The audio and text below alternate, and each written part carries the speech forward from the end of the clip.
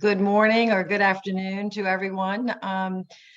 Whenever you're viewing this or watching this, it's a pleasure to be here to speak about one of my favorite subjects and most motivating challenges in our country and world today. And it's particularly interesting for me and a pleasure for me to be with Professor Doug Harris, just a tremendous researcher and evaluator and professor of economics and chair of a very special school at Tulane University for public education.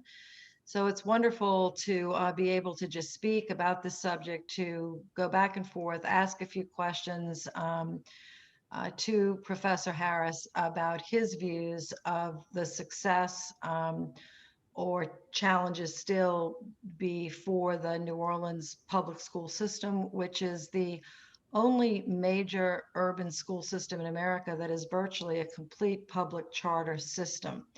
And I guess what I'd say to begin, for those of you that might not be familiar with a little bit of the history of how our once traditional and some, including myself, would say failing public school traditional model, although there were bright spots and there were some success stories, the South in particular, but I think many urban areas around the country really struggled with providing a quality public education to all children in all areas of a city or county or metropolitan area. We were just like that and potentially worse off in many situations. So the movement to create high performing, excellent, free public universal access basically to schools didn't start when the levees broke in multiple places on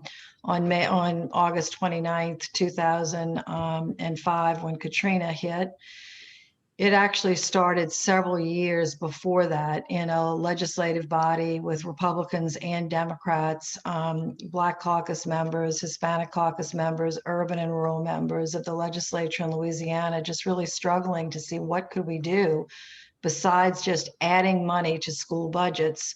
What could we do to suss out or to encourage or to improve educational excellence, meaning higher test scores, more reliable graduation rates, higher graduation rates, more success in college, more success post-secondary, less truancy, healthier kids, arts, music. What could we do to create a school system that would serve public school students better and more equitably? So without going into a lot of excruciating detail, there were bills passed, funds allocated by the legislature and our Board of Elementary and Education, which is an elected board in Louisiana that has jurisdiction basically over, along with the Department of Education, the budgets of all of our public schools in our 66 districts. And some real landmark legislation was passed based on basically forcing, demanding accountability. No more just sending money to schools, and if kids graduate, fine, and if they don't, fine, or if kids learn, that's fine, if they don't, fine. And it really preceded the federal effort on accountability. We had one of the first accountability measures in the country. Then President Clinton, of course, was elected, and so began the federal effort to attach funding to performance and funding to outcomes and trying to drive change in our public school system. So that's sort of the pre-Katrina. Then Katrina happened and destroyed literally destroyed a large swath of not just New Orleans, but some other parishes. St. Bernard Parish was totally lost. Other parishes and counties along the Gulf Coast, residential neighborhoods for miles and miles were uninhabitable. So we lost the majority of our schools physically and in every other way, uninhabitable buildings, et cetera. So some of us in the aftermath of rebuilding looked at the city and said, we really don't have the kind of hospital system that we really need for everyone. So let's not build the old one, let's build a new one. We really never had a levy system that was secure, that never failed. So let's build a better levy system, not the old levy system that will fail again.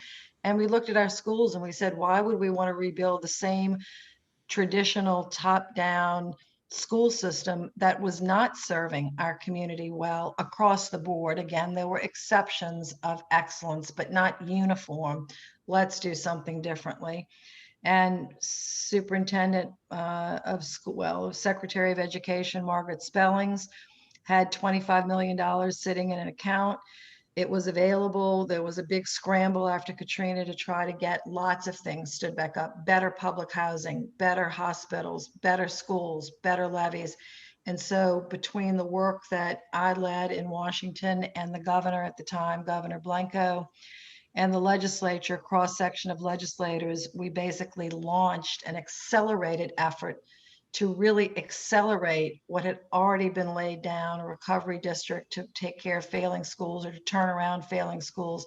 And that's sort of the quick explanation as to how our system changed so quickly from a traditional centralized top-down model to a portfolio of schools open. For the most part, all the schools are open for access by lottery with sibling preference and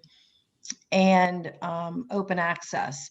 There are a few exceptions, but we went from basically a almost all failing system to a system that Doug can explain has significantly improved in terms of grades and graduation rates. You know, we still have a lot of challenges with the demographics in our city and the high poverty rates in our city and other things that contribute to barriers to a quality education. But I'll ask Doug, you know, with that, maybe Doug to jump in. And you've really done the research, Doug. I mean, you're very independent. You all have been doing research from Tulane, which of course is located in New Orleans. You've had a front row seat to watch this. So how would you describe the major, not just characteristics of our system, but the major successes and maybe some of the challenges that still remain, or some of the things that we had to fix pretty quickly on to kind of really grasp the vision of excellence and equity? I'll turn it over to you. Well, thanks, Senator Landrieu, for being here and leading the conversation, and for all your efforts over the years to serve the children of New Orleans and as a senator of the country. You know, I think you touched on a couple of really important points. I think one is just how unprecedented the change was in New Orleans. That it's still the case that no district has ever really done this before, to go to an all-charter system. And since the reforms were first put in place, it's now the first all-charter system that's under a locally elected school board. So it initially started off as more of a state-driven system. And you talked about some of the state policies that initiated the reform and the initial transfer of most of the schools, almost all of them, to the state level, which then turned them into charter schools. And then the state managed them for a while, and then eventually, just over the last few years, have given them back to the local district. So now we're kind of in the midst of a new experiment here with how this will work under a locally elected board. You know, so I think one important element is how unprecedented it is, and I think no matter what you think of the reforms and how they were put in place and such, this is the kind of thing that we really need to understand deeply, and that's why I came to New Orleans and started the Education Research Alliance New Orleans to try to understand it, because nobody had ever done this before, you know, in the U.S. or really in the world. And it's a really interesting window into understanding what about this kind of a system can work and what might not.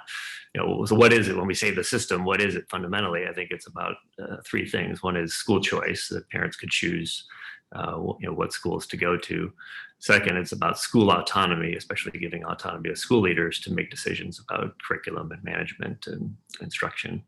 And the third, and this is especially true in New Orleans, is accountability. And I think this is the part of the New Orleans model that doesn't get enough attention or isn't as recognized as much. It wasn't just about it wasn't about getting the government out. In some ways, the role of government actually increased in New Orleans. It just shifted from what a local board would normally do towards really enforcing a strict accountability structure based on student outcomes. So, when schools closed, and I'm not just talking about the initial closure and takeover, but over time, they opened schools, the state opened schools that after Katrina still weren't working, and when that happened after a few years, they would take them over and turn them over to charter operators, or if it was already a charter school, turn it over to a different charter operator, and they just kept doing that over and over again to get rid of the low performing schools, and that actually seemed to be a really key driver. So what did we find in terms of the effects of all that? So you alluded to it. We saw pretty significant increases in every outcome we looked at. Test scores, whether it's the state standardized test or ACT scores, high school graduation rates, college entry, college graduation, parent satisfaction, everything improved. And a lot of those outcomes improved by quite a lot. Before Katrina, one way to look at this is that New Orleans was at the bottom or near the bottom on almost all those measures in the state. And there are about 68 districts. And now on most of those measures, the district moved up to ranking of about 40 or in some cases even higher. So they leapfrogged 20, 25 districts in the process of the reforms. And so that's a significant thing. So it's not just an unusual reform because of that hasn't been done before in this way. It's significant because I don't know of other reforms, other policies, other programs that have had positive and substantial effects on so many different outcomes at the same time. One question I get about this a lot is, well, maybe it wasn't really the schools. Maybe it was because so much was happening after Katrina that something else happened, the population changed, or something else happened. And we can rule out all but one of those explanations, which I'll talk about in a second. But we looked at the population change, and we actually don't see much change in the demographics of students in public schools. There were changes in the larger population, but that didn't actually affect the public school population very much. And that was really the biggest concern going in. The main other thing that might have changed. The one possible exception is school funding increased. You mentioned the $25 million from Secretary Spellings, but there was more philanthropic money, property values improved, and that increased local tax revenue. So there was an increase of about 13% or so in school funding. And so one way to look at this so some critics of the reforms would say, well, it's not really about the reforms, it was really about the money. And so we looked into that explanation as well, and we looked into how much more money was being spent. And it doesn't seem very plausible that money is the main explanation in this case, partly because the district was so dysfunctional to start with.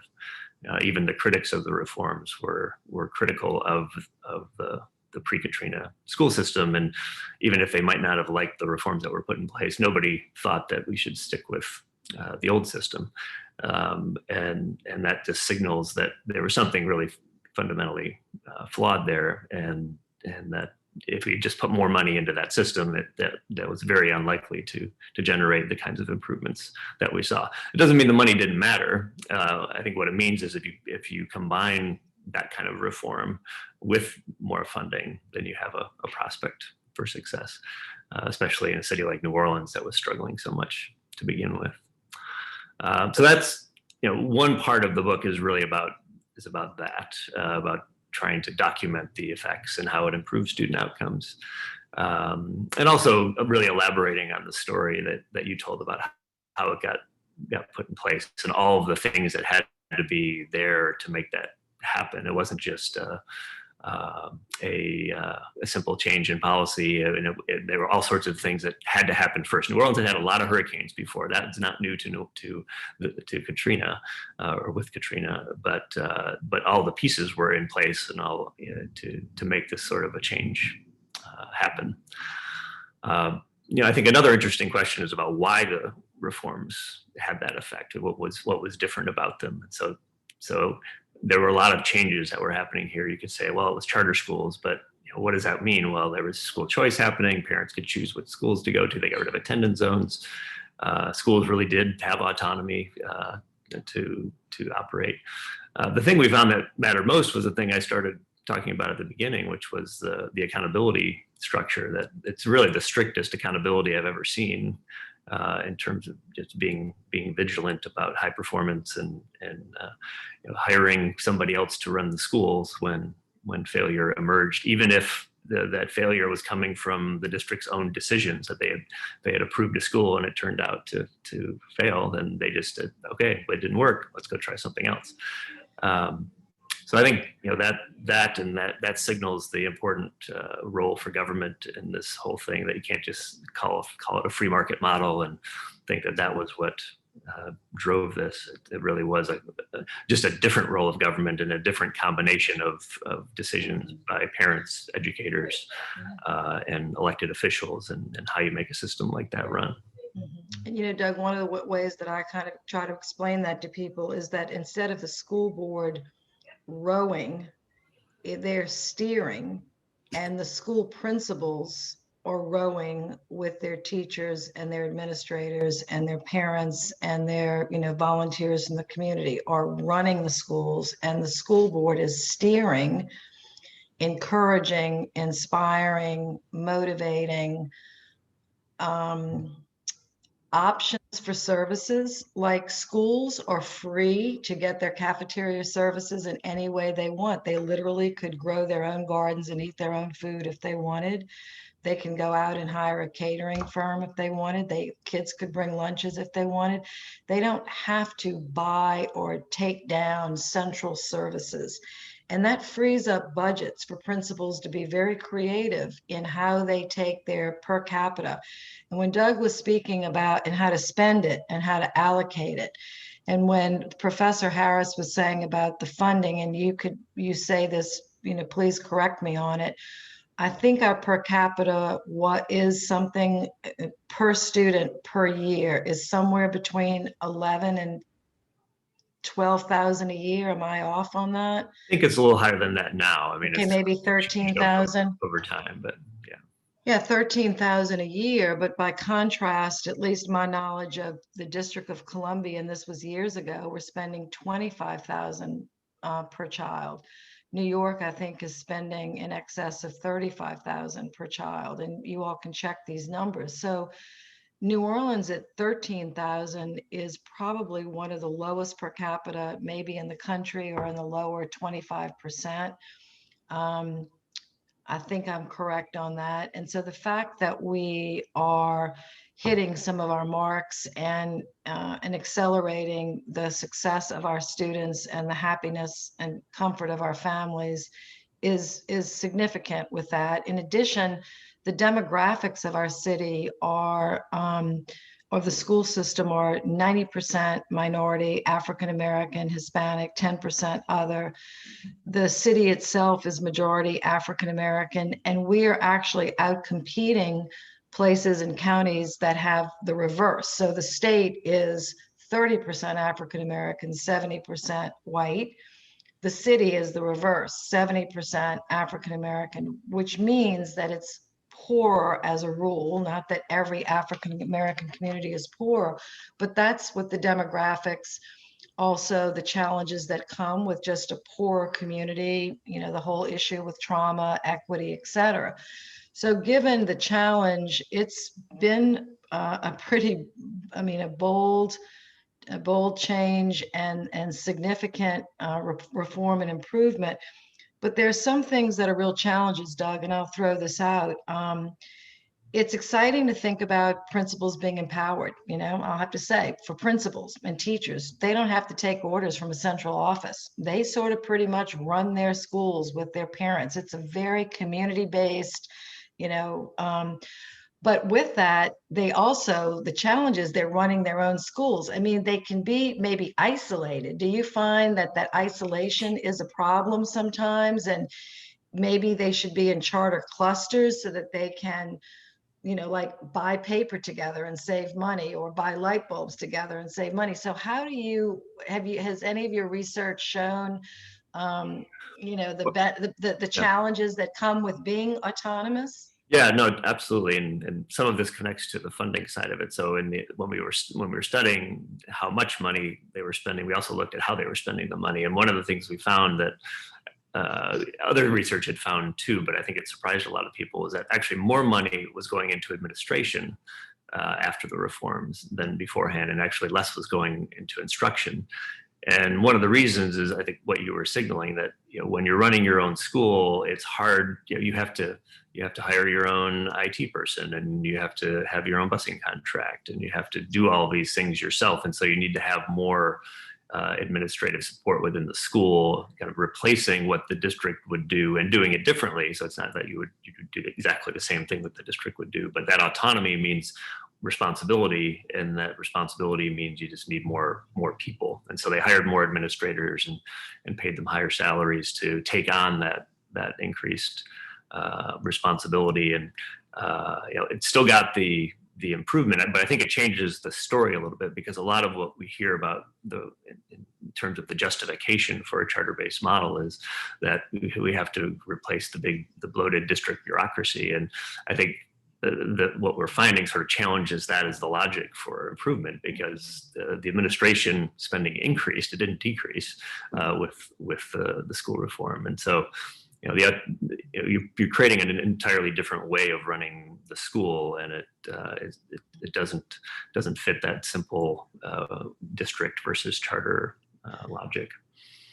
I would say about that, and I can't imagine that it's a significant increase. It might be maybe a slight increase, or a 5% increase, or 10%. I mean, if it's a 50% increase, that's a serious thing, because one of the ambitions of a charter system, or goals, you're right, is to reduce the bureaucracy, and push that money out into the schools, to the classroom, to instruction. So with your research, you're showing that that hasn't worked as well as we thought. The only defense, I would say, is at least the bureaucracy you've created in your school is actually working for your school, because if it doesn't, you can just fire them. When it's the central office bureaucracy, principals, might have to wait 6 months for a light bulb, and it might show up, it might not. If their own janitor is 6 months late, that janitor will not have a job, or the maintenance guy or gal won't have a job.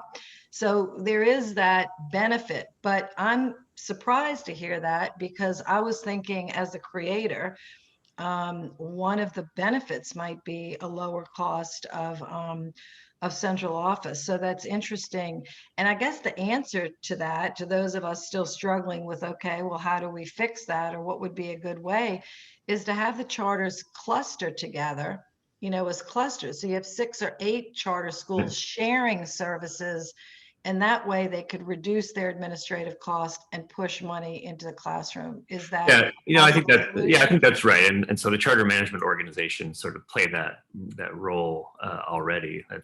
That's a way in which you would cluster. Not, I think you might mean it more in an informal way. They might collaborate in some ways, and there is some of that. And I've talked to school leaders here about efforts that they took to try to write a single busing contract across schools and so on. General impression I got from those conversations is that that didn't work very well. When it's within a CMO, it's easier, because it's just a more formal structure, and the CMO leaders and more clearly in charge. And so it's almost like an in-between version of a school district versus an individual charter school. The CMO is in between, that there's still the autonomy of the CMO to make decisions, but the CMO can take advantage of economies of scale in ways that an individual charter school can't. Mm-hmm. And then why don't you spend just a moment sharing with our audience what I would say is, after the sort of creation of this all charter, what were the 2 or 3 community demands for change? One of them was one app, because the system was too confusing for people to be able to figure that out. So the one app system, it was an absolute necessity to have a simple, just like Doug, I guess, if you were applying for financial aid to college, instead of filling out an application for every college, you fill out one. So it's kind of like that in New Orleans. You fill out a one app, you list your choices of schools. So that was a requirement. And then tell us about the expulsion policy. Right. The community the board responded to the community, and there was a policy put in place for all schools or written into their charters about expulsion. Can you Yeah, talk a bit about sure. that? Yeah, I have a chapter in the book actually about how we think about what's the role of the market and individual schools and parents versus the role of government. And that if you think about what a free market in schools would look like, that's kind of what it was right after Katrina, that it was the RSD was not really set up to do very much, and it was just trying to get schools open at that point. But then over time, these problems started to emerge that schools were selecting students, and parents, some parents would end up with their kids not getting into any school, and others would get into lots of schools, and then the schools wouldn't know which students are coming until school started. It was very chaotic. So there's some aspects of a school system that are inherently a system level decision. And so when those problems started to emerge, the RSD, the Recovery School District at the state level, stepped in with, as you said, the one app centralized enrollment system where families would go in and rank their preferred options, and then the system would, in a lottery fashion, choose assign students to schools. If there were more students who wanted to go to a particular school than there were slots, then it would basically be a lottery, and that's how the assignment process. So it was seen as fair process. It was everybody was basically guaranteed of getting into a school. The schools had more predictability in terms of their numbers. They knew how many students were going to come.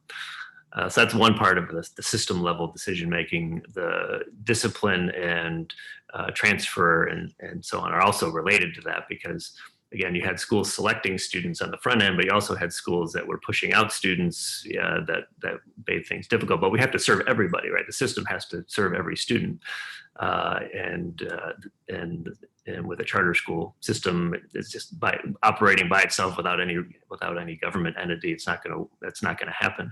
So the district centralized the expulsion system, so schools, if they wanted to expel a student, had to go through the district and have a specified set of activities or violations that were justifiable for expulsion, and had to go through that body. They also centralized the transfer system, so if students wanted to move across schools, that had to go through the district as well. Special education is another example where there were and even until recent times, violations of the special ed policies, and so the district started to exert more influence over how special education was operating, still letting the schools do it, but there was just more oversight to make sure that there was compliance with those rules. So that's another way in which the government maintained an important role. And it wasn't just the accountability piece, it was also in creating the rules and oversight to make the system as a whole work to serve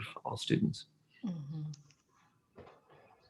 Are there any other points that you wanted just to bring up that we might have? I mean, there are many others, but that we might have missed, or you particularly. One thing I wanted to say about this, and then you could comment.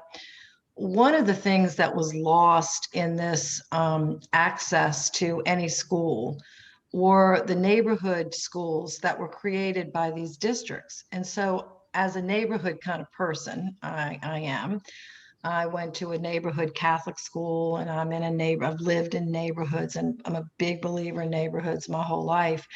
It pains me to think about this, but there's not an easy solution. I'll say this why.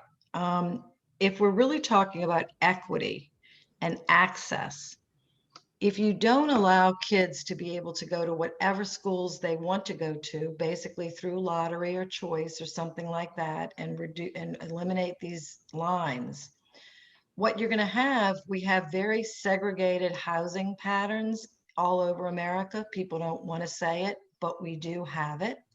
And so there are poor, African American neighborhoods, poor Hispanic neighborhoods, wealthier white enclaves with some modest wealth, African American, Hispanic, or there's some wealthy African American neighborhoods. And so if you just go to the schools in those neighborhoods, it's hard to achieve integration and equity and excellence. So the benefit of the New Orleans system is it doesn't matter if you're in the Garden District or the lower Ninth Ward or the Central City, or, your child can go to any school that you apply to that, you can get in by lottery. So the district has come back to say, okay, we like that, but we want to also try to have some neighborhood schools. So we're giving some neighborhood kids some preferences to try to get the best of both worlds so that you can go to a close school in your neighborhood, but it be with kids from all over the city, hoping to encourage a more balanced racial dynamic, because for 100 years our school system was 100% white. There were no African American kids allowed in public schools in the South. Then there were African American kids in public schools, but they were separate and not equal. Then integration came and the white community fled to the suburbs, and the schools became predominantly minority for the most part in many places. So now our efforts are to try to bring the school system together, allowing kids from all different parts of the city to go to a public school system, a school that's excellent and free. It's a big goal. So I Yeah, know we're not there yet, but yeah. are we making any progress? Unfortunately, no. I mean, that's one way in which the system didn't succeed. So segregation is about the same as it was before, maybe a little higher, depending on what measure you look at. We've got a study on that. Um, so, so I think even though when we look at the outcomes, student outcomes improved across the board. So the scores were higher for Black and Hispanic students as well as white students. They were improved actually more for low-income students versus middle class students. So that's all positive. Special education students with disabilities also saw substantial improvements as well. So the segregation did not improve. It may have gotten a little worse, even though the outcomes got better for those groups.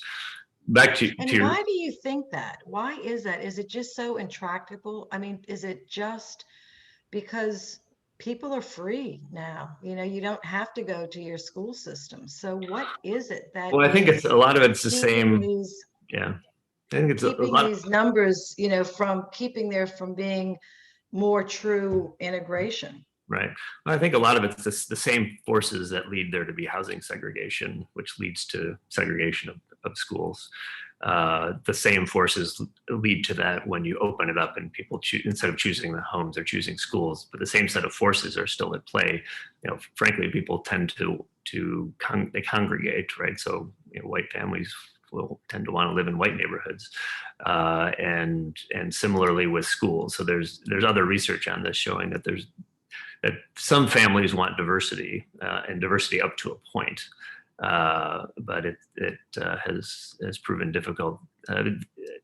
The market is not likely to lead to a desegregated system unless the system is set up so that schools are deliberately diverse, or diverse by design is another broader concept. There are a few schools like that in New Orleans that have really made an effort to actively recruit a diverse population, meaning that some students are going to naturally come from the surrounding area, but some are going to have to be actively recruited from outside the neighborhood to come in and make it diverse, because the neighborhoods are still segregated. And people are going to tend to go to schools near their home, even in a choice-based system. And so it has to be a really active effort to try to create a desegregated system. But Doug, what's interesting though, and I mean, I think this is true. I mean, I've been taught this and observe it because my home is New Orleans. New Orleans has one of the least segregated housing patterns of any major city. I mean, it's not the kind of city where you have one side of the railroad track is this and one side is that. For instance, like Baton Rouge, which is extremely, there's a line. In New Orleans, it's a very integrated pattern. So it's always been interesting to me how, how this is not melded better. And I don't know, and it's a more tolerant city. It's, there are just some positive things going for race relations in New Orleans. So I don't know, but it's a challenge all over this country for getting excellent quality public schools accessible to all kids, regardless of what neighborhood you live in. Yeah, you had asked a few minutes ago about what else we might have not talked about. I think there is one other thing. So at the end of the book, I sort of view New Orleans as a window into understanding school reform and to understanding what's the role for government and what's the role for schools and parents and so on. And so I end up with these 5 principles for the role of government at the end. One of them, which we haven't really touched on much, I call engagement. And so you talked about how the system sort of separates people from their communities and it may kind of loosen the bonds of communities. And I think that's true, right? So if you've got people traveling larger distances, you no longer, see your friends on the way to school and walk to school together, and the parents in the neighborhood then don't get to know each other because a lot of the social networks tend to be built around where your kids go to school. So it does tend to break those bonds. But there's one, and I think that's just an inherent trade-off. Like we just have to decide whether we're okay with that in moving to a choice-based system. Because I don't think there's a good way around it. But with one exception, and this is something that started with Patrick Dobard, but he was I think the 3rd or 4th RSD superintendent who tried when there was a school that was going to be closed or taken over, and he was looking to put a new charter operator in a school. He would form a committee of the local community around that building and give them a say, basically hold meetings and have the applicants, the potential charter operators come in and present, here's my vision for this school, and to give the community a say. And I think that was a really interesting and promising approach because it addresses a weakness. It addresses that disconnect between the school and the neighborhood and the community in an explicit way. Because if you give people a say in it, they're going to have more buy-in, and you're also more likely to get schools that are actually serving the needs of students in those neighborhoods. I think that's, I think engagement is something that I think charter schools on the whole have work to do on. And I think that as far as the charter authorizer role in deciding which schools go where, I think that's a promising approach. And I think there's a larger issue here, which we haven't talked about with regard to the process of school reform in New Orleans, also related to engagement, that the process was pretty top down. You mentioned it, some of this coming from Washington, and a lot of it coming from Baton Rouge. New Orleans, being a majority Black city, and especially even more so majority Black school system, where the teachers who were fired were 75% Black. The students were almost all Black. The system wasn't put in place by Black leadership, and that created some tension that lingers still. So I think part of it's about how we decide what system we want to put in place, and then once we put that system in place, if it happens to be a charter reform, there are things that can be done to better engage the community. Well, I would just say this. I think generally that is a correct criticism, except for this. The president of the Bessie Board was an African-American teacher, Linda Johnson, who oversaw all of this reform. I mean, she was the president of the board. I served years ago, but there were any number of African-American legislators who were co-sponsors of the accountability measure. The civil rights community broadly in the United States, including the Urban League and not so much now the NAACP, but definitely the Urban League and the broad expanse of civil rights organizations, support accountability. They support testing. They support disaggregation of data so that you can see if the schools are actually educating African-American children or Hispanic children or white children, and how disparate that is or not. Prior to the accountability statute, all you had were averages. So the African-American children were lost in the averages. Hispanic children were lost in the averages. You really couldn't tell how poorly some of the schools were doing. So while it seemed that, and it was top down, it wasn't as racially segregated. There were African-American leaders, and today the system is led by an African-American superintendent, African-American leader of new schools for New Orleans. Yeah, they definitely worked. Several African-American legislators that are advocates for a strong public school system that's actually educating children because they see this as an economic future. We all see it as our economic Yeah, no, future. there's definitely been a concerted effort since then to bring in more Black leadership, and I think they've been somewhat successful in doing that. But I do think I think we got to figure out how to do this sort of thing to make these major changes in districts where it's needed. Because in some districts it is needed, something's needed, and I think they'll just be more successful in the long run if we have more local community engagement in the process. No, I don't disagree. But it's hard for any system to truly reform itself. You know, there's so much vested interest in job security and tenure and, you know, that whole system of it's very, very difficult. But, you know, I'm not disagreeing with you that I wouldn't maybe necessarily recommend the way that this happened. It just did because of the destruction of Katrina and the acceleration and everything else. The school system was bankrupt. There were a million, literally. There were other reasons, but you also have to say, when are districts in this country going to get tired of having failing schools fail large swaths of kids year after year after year after year? And what do you do about it?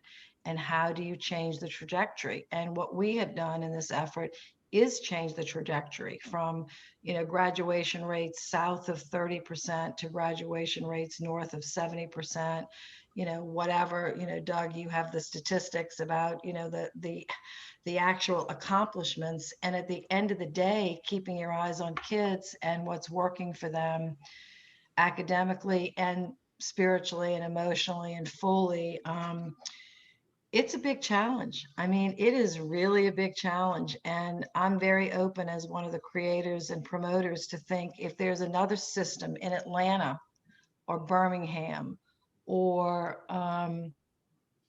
you know, I don't know if Houston's comparable, but any other, you know, even in, I don't know if Chicago's comparable to New Orleans, but comparable cities, Memphis, you know, if there are other cities with predominantly African-American populations, relatively poor, challenged communities, this isn't Silicon Valley, it's not Connecticut, you know, how are they doing?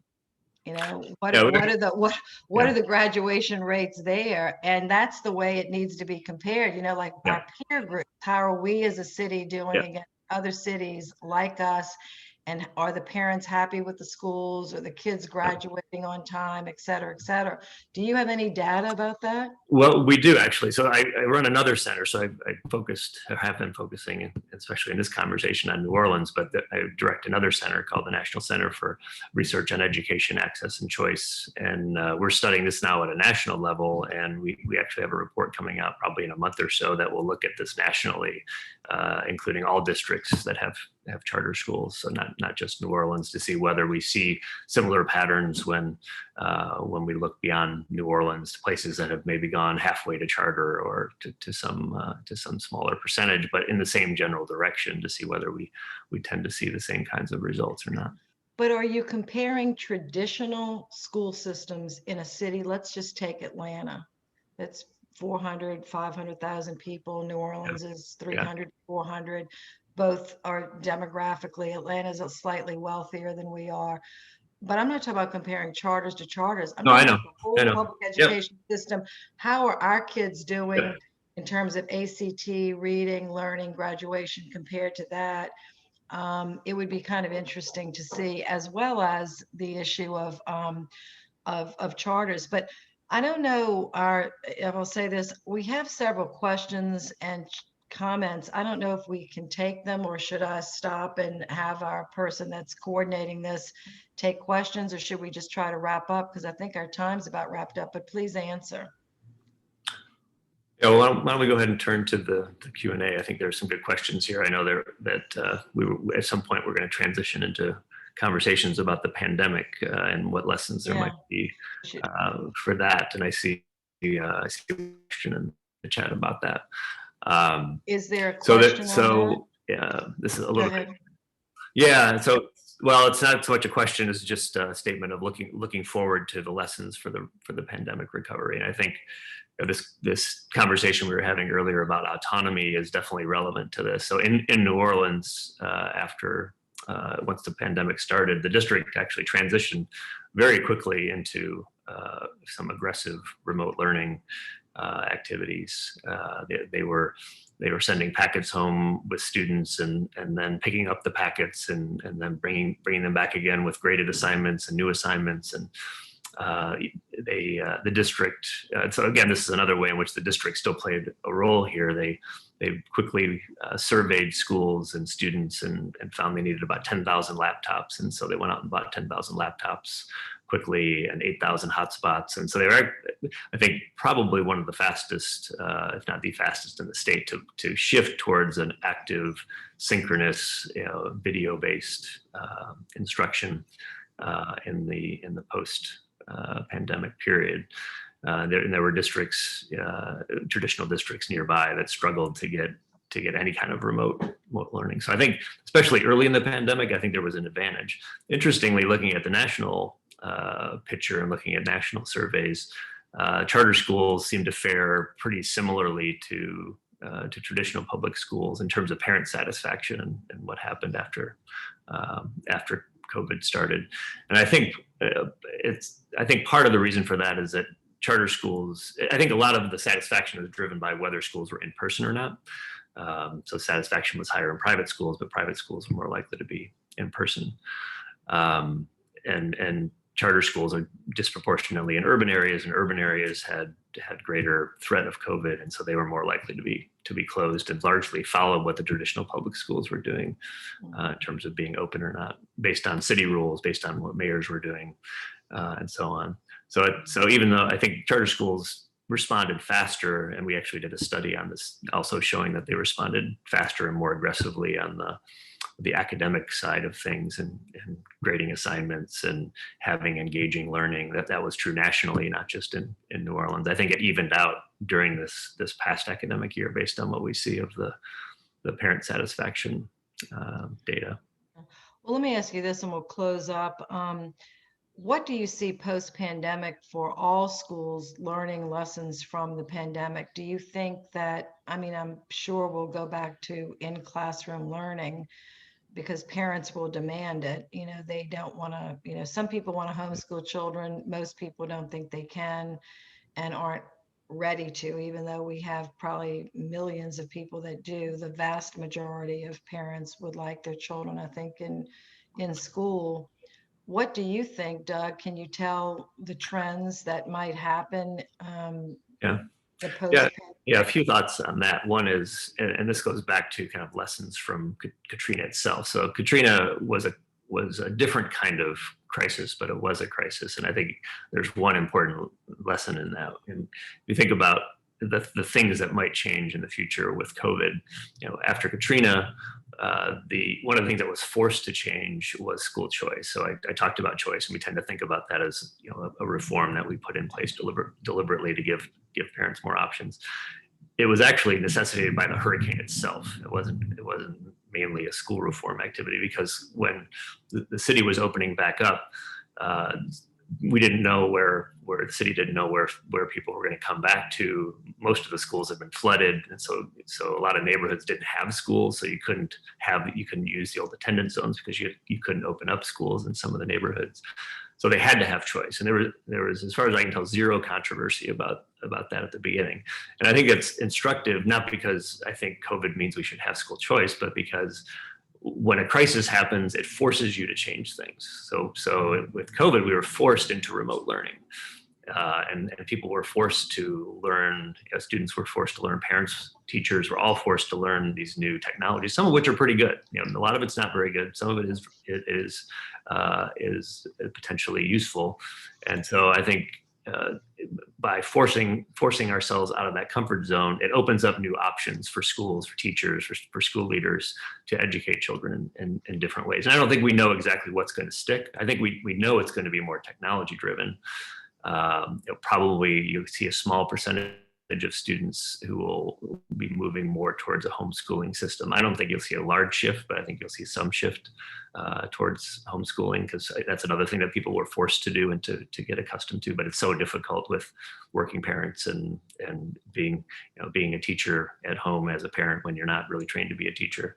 That's a challenging thing. So I think those are the two main things: some shift to homeschooling, increased use of technology, increased integration of technology into everything in instruction. So using classroom time differently, using home time, homework, all of that can be done in different and better ways. And now there's that opportunity because people are now familiar with those technologies and they have their laptops and they have their hotspots.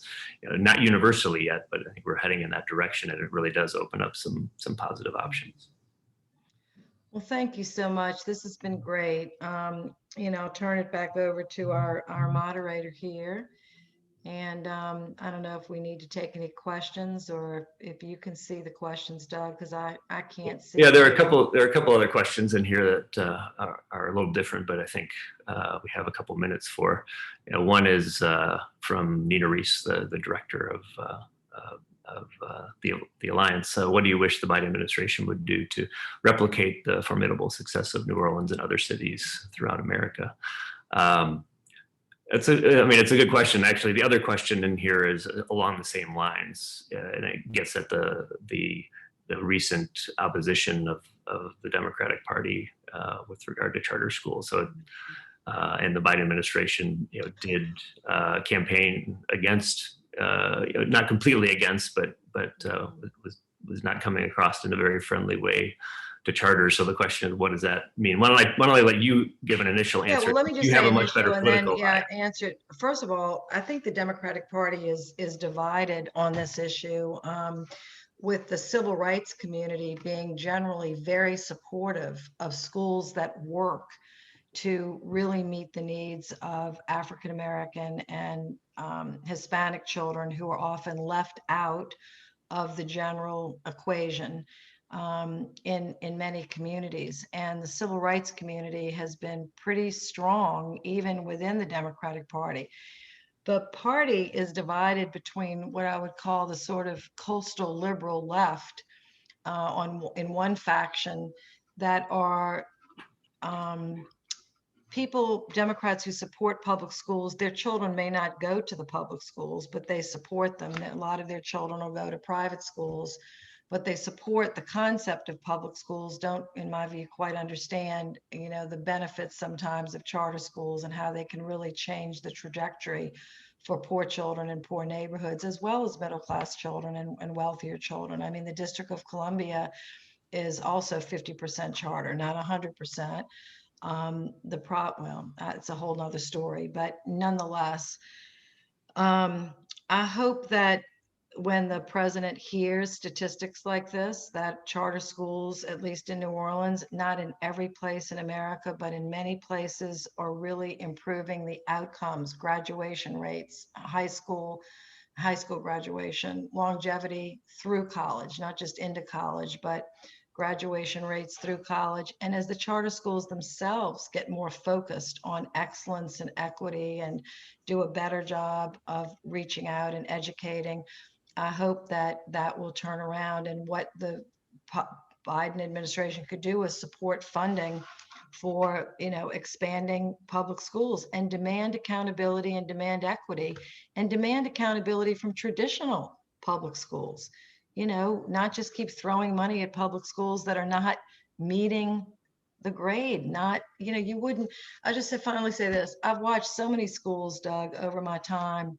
The basketball team, if the coach doesn't win, like have a winning season, like at least after 3 or 4 years, the coach is there, the school gets rid of the coach. But there are schools where kids fail and leave and, just walk out the door, or fail or leave year after year after year. And who's holding them accountable? The principals stay the same, the teachers stay the same. There's no urgency about it. I think there should be an urgency. So I don't have all the answers. I hope the Biden administration will look at the positive things that have happened in New Orleans and expand it. And let's keep focused on how we can make the schools more racially diverse, how we can build stronger neighborhood schools, how we can cut down on the administration costs so that more money can go into paying teachers, and having excellent education. And I'll turn it over to you. Right.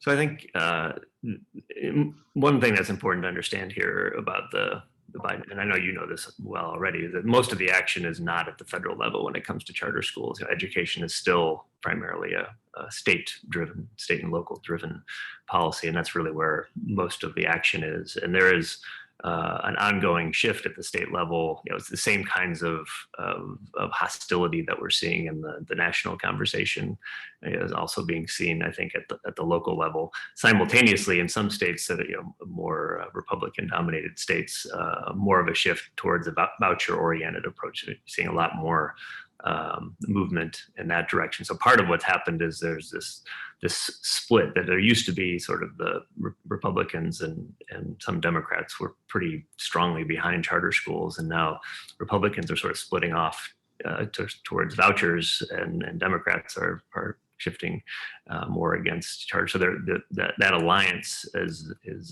if not broken, at least frayed right now. And I think they've got to figure out some way to build a stronger base of support. And I think some of the principles I mentioned earlier and that you've mentioned are part of that. Accountability, engagement with the community, transparency is another one. I think there's a concern about some charter schools not kind of revealing enough about what they're doing and making decisions in closed door meetings, and not revealing enough about how they're spending money and so on. So I think if you can build a set of principles like that, as you say, probably ought to apply just as much to traditional public schools as to charter schools, that's a productive way forward in the national conversation. But I don't think there's not a lot other than message keeping or message making that the administration does. And I think the messages are really important. Whether you're sending positive messages about charter schools or not, that's probably the most important thing that the administration can and will do. They can fiddle around the edges in terms of the federal charter school funds and on enforcement of special education rules and discipline policies and so on. That there's not a lot that can happen in Washington, but I think the message, policy-wise, but I think the messages that get sent are important, and it's been mostly silent, I think, at this point, and it'll be interesting to see what happens when that debate starts to heat up again. It kind of got sidetracked and pushed off to the side by other pandemic-related things for good reason, because that's the immediate issue in front of us. But eventually, once we get past this, then I think the charter school conversation will start back up again. Well, in my view, just to end this, it really is not a question about charter or traditional. It's about what's working for kids. And if you're improving graduation rates, you're improving ACT scores, you're improving college access, you're improving, learning, that's what's important. And whether it's a traditional school or a charter school, you should be doing that. And if you're not, you should be held accountable to either change or do something different. And so it's not about whether you have a charter or not, it's whether you have a public school that works. And how do you know if a school works? Are the parents happy? Are the kids happy? Do you have a high graduation rate? Are most of your kids, taking SAT or ACT or advancing forward or not? Or whatever, is it a 90% or 100% graduation? We'd like it to be 100%, but charter schools can be should be held, to a high standard, but so should traditional public schools. And if one is transparent, the other has to be transparent. So I'm not sure traditional public schools are that transparent either, actually, but I do think that charter schools can be, and should be. And so let's just keep focused on what works for kids, both generally and then specifically in subgroups, and try to get them the best quality education we can, and with as many wraparound services as possible, and wraparound arts, music, sports, etc., so that we have a nation prepared for the challenges ahead. It seems like a great place to end. So thanks very much, Senator Landrieu.